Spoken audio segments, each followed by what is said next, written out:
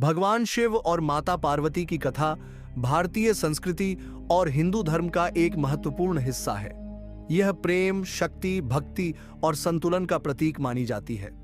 इस कथा में कई रोचक पहलू हैं जो हमें जीवन में धैर्य, तपस्या और समर्पण का महत्व सिखाते हैं।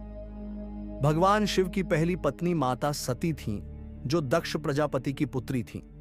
दक्ष शिव को एक त्यागी, औघड़ और भिक्षुक मानते थे, इसलिए वे शिव से द्वेष रखते थे। एक बार दक्ष ने एक विशाल यज्ञ का आयोजन किया और सभी देवताओं को बुलाया, लेकिन शिव और सती को निमंत्रण नहीं दिया। सती बिना बुलाए यज्ञ में पहुंची और अपने पिता द्वारा शिव का अपमान सहन नहीं कर पाईं। क्रोधित होकर उन्होंने यज्ञ कुंड में कूदकर आत्मदाह कर लिया। भगवान शिव को जब इसका समाचार मिला तो वे अत्यंत क्रोधित हुए। उन्होंने वीरभद्र नामक गण को उत्पन्न किया, जिसने दक्ष के यज्ञ को नष्ट कर दिया और दक्ष का सिर काट दिया। इसके बाद भगवान शिव अत्यंत दुखी होकर सती के शरीर को लेकर पूरे ब्रह्मांड में भ्रमण करने लगे। तब भगवान विष्णु ने सुदर्शन चक्र से सती के शरीर को 51 भागों में काट दिया, जो धरती पर शक्तिपीठों के रूप में प्रतिष्ठित हुए।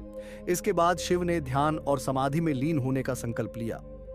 माता सती ने अगले जन्म में राजा हिमालय और रानी मैना की पुत्री के रूप में जन्म लिया। उनका नाम पार्वती रखा गया। जब पार्वती बड़ी हुईं तो नारद मुनि ने उन्हें बताया कि वे पिछले जन्म में भगवान शिव की पत्नी थीं और इस जन्म में भी उनका भाग्य शिव से विवाह करने का ही है। यह सुनकर माता पार्वती ने शिव को पति रूप में प्राप्त करने के लिए घोर तपस्या शुरू कर दी। पार्वती जी की तपस्या इतनी कठोर थी कि उन्होंने केवल वायु पर ही जीवन यापन करना शुरू कर दिया। उनकी तपस्या से प्रभावित होकर देवता चिंतित हो गए, क्योंकि शिव अब भी सती के वियोग में ध्यानमग्न थे। देवताओं ने शिव को तपस्या से जगाने के लिए कामदेव को भेजा। कामदेव ने शिव पर पुष्प बाण चलाया, जिससे शिव का ध्यान भंग हुआ। लेकिन शिव को यह अपमानजनक लगा और उन्होंने अपने तीसरे नेत्र से कामदेव को भस्म कर दिया। कामदेव की पत्नी रति के विलाप करने पर शिव ने आशीर्वाद दिया कि कामदेव बिना शरीर के ही पूरे संसार में प्रेम और आकर्षण का कारण बनेंगे। माता पार्वती की कठोर तपस्या से भगवान शिव प्रसन्न हुए और उन्होंने पार्वती को वरदान दिया कि वे उनसे विवाह करेंगे। देवताओं और ऋषियों के आग्रह पर भगवान शिव ने विवाह की स्वीकृति दी। शिवजी बारात लेकर राजा हिमालय के दरबार में पहुंचे, लेकिन यह बारात बहुत विचित्र थी। इसमें भूत, प्रेत, नाग, योगी और शिव के गण शामिल थे। पार्वती की माता मैना इस बारात को देखकर घबरा गईं और बेहोश हो गईं। तब भगवान शिव ने सुंदर रूप धारण कर पार्वती के साथ विवाह किया। इस विवाह के बाद भगवान शिव और माता पार्वती कैलाश पर्वत पर जाकर रहने लगे।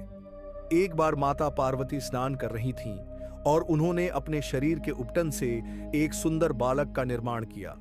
उन्होंने उसे आदेश दिया कि कोई भी अंदर न आए। तभी भगवान शिव वहां आए, लेकिन गणेश ने उन्हें प्रवेश नहीं करने दिया। शिव को क्रोध आया और उन्होंने गणेश का सिर धड़ से अलग कर दिया। जब पार्वती को यह पता चला तो वे बहुत दुखी हुईं। पार्वती को प्रसन्न करने के लिए भगवान शिव ने गणेश के सिर पर एक हाथी का सिर जोड़ दिया और उन्हें गणों का अधिपति गणपति बना दिया। इसी कारण वे गजानन भी कहलाते हैं।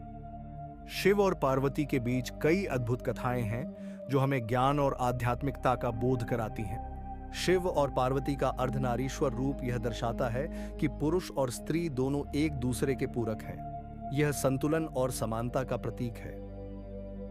भगवान शिव और माता पार्वती की कथा हमें यह सिखाती है कि प्रेम और भक्ति से कोई भी लक्ष्य पाया जा सकता है। धैर्य और तपस्या से जीवन में सफलता मिलती है। परिवार और गृहस्थ जीवन में संतुलन जरूरी है।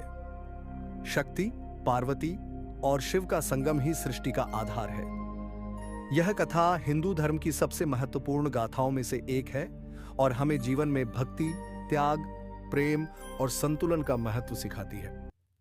अगर वीडियो पसंद आया तो चैनल को सब्सक्राइब करें ताकि इस तरह की वीडियो आप तक पहुंच सके।